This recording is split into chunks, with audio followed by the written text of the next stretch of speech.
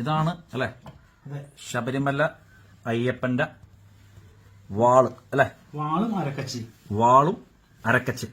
അപ്പൊ വാളും അരക്കച്ചയും എടുക്കാൻ വേണ്ടി പോണ കേട്ടോ. നമുക്ക് അതിനുള്ളിൽ കയറാൻ പാടില്ല, അതുകൊണ്ട് ഇവിടെ മുട്ടിയും കുറച്ച് കാര്യങ്ങളൊക്കെ ഉണ്ട്. ഇങ്ങനെ തട്ടിയും മുട്ടിയിട്ടൊക്കെ വേണം കയറാൻ കേട്ടാ. സ്വാമി കയറുമ്പോൾ ഇങ്ങനെ മുട്ടണം, ഒരാൾ വരുന്നുണ്ട് എന്നുള്ള സംഭവങ്ങളൊക്കെ കാണിച്ചിട്ട് വേണം അതിൻ്റെ ഉള്ളിൽ കയറാൻ. വേറെ പുറത്തുള്ള ആൾക്കാർക്ക് ആർക്കും ഇതിനുള്ളിൽ കയറാൻ പറ്റില്ല. നമുക്കിവിടെ വന്ന് നിൽക്കാൻ തന്നെ പറ്റിയതിൽ വളരെയധികം സന്തോഷവും ഒരു ഭാഗ്യവും ഉണ്ടെന്നാണ് ഞാൻ കരുതുന്നത്. അപ്പം എന്തായാലും ശബരിമല ശാസ്താവിൻ്റെ ആ പൊന്നുവാള്, അയ്യപ്പൻ കളരി പഠിച്ചുകൊണ്ടിരുന്നപ്പോഴുള്ള വാളാണ് പ്രേക്ഷകരെ നിങ്ങൾ കാണുന്നത്. എല്ലാവരും ഷെയർ ചെയ്യണം. അയ്യപ്പൻ അനുഗ്രഹം എല്ലാവർക്കും ഉണ്ടാകട്ടെ. ഇതുണ്ടോ, ഇതാണ് ആ വാള്.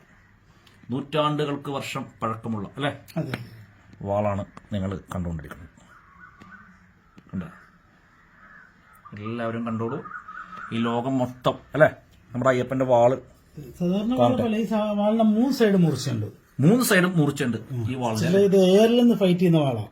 ആ ഉണ്ടോ, ശരിക്കും 800 വർഷം പഴക്കമുണ്ടാവില്ലേ?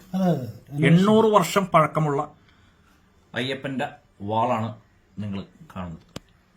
തീർച്ചയായിട്ടും നമ്മുടെ പരിപാടി എല്ലാവരും ഷെയർ ചെയ്യണം. എല്ലാവരും അയ്യപ്പൻ അനുഗ്രഹിക്കട്ടെ. ഇത് അയ്യപ്പൻ ഉപയോഗിച്ചിരുന്ന അരക്കച്ചയാണ്. ചില അയ്യപ്പൻ ഈ യുദ്ധത്തിനൊക്കെ ഇറങ്ങാൻ നേരത്ത് അരയിൽ വലിച്ചു കിട്ടുന്നതാണ്. ഇതിന്റെ നീളം എന്ന് പറയുന്നത് 12 മീറ്റർ ആണ്.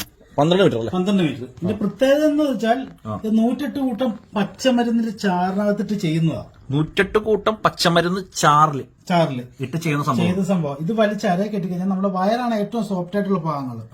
അവിടേക്ക് മുറിവ് പറ്റി കഴിഞ്ഞാൽ ഈ തുണിയിൽ കൂടെയാണ് മുറിവ് പറ്റുന്നുണ്ടെങ്കിൽ ആ മുറിവ് ഓട്ടോമാറ്റിക് ഉണങ്ങുകയും രക്തം കട്ടുപിടിക്കുകയും ചെയ്യും. പഴയ ആ ശാസ്ത്രം പോലത്തെ സംഭവം. അതെ അതെ അതെ അതെ. എന്തായാലും ഇതെല്ലാം കാണാൻ പറ്റിയത് വളരെയധികം സന്തോഷമുണ്ട്. തീർച്ചയായിട്ടും നമ്മുടെ പ്രേക്ഷകർക്കും സന്തോഷമായെന്നാണ് എന്റെ മനസ്സ് പറയുന്നത്. എല്ലാവരും പ്രാർത്ഥിച്ചോ. അത് കെടാവിളക്കാണ് ഇരിക്കുന്നത്. ഇത് മകരവിളക്ക് സമയത്ത് മാത്രമേ അല്ലെ ഇത് കിടത്തുള്ളൂ എന്നാണ് സ്വാമി പറയണത്.